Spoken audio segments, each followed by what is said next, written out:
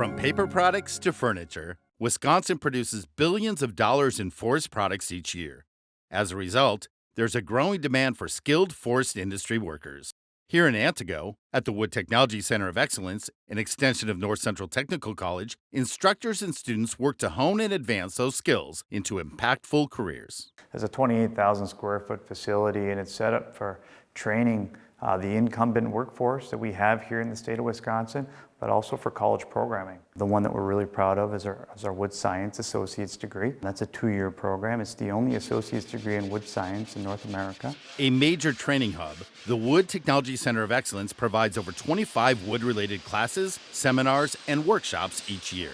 Through hands-on training, their mission is to provide critical skills to the next generation of forest industry leaders. Students coming out of this program can graduate with a much lower debt load, plus have excellent opportunities to go into a career that they possibly could love for the rest of their life.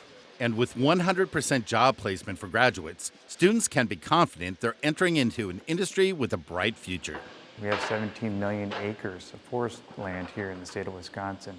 And of those 17 million acres, we actually have about 1,500 companies that are producing products from our forest, which is a pretty big deal. Take it one step further, they employ 64,000 people in the state of Wisconsin.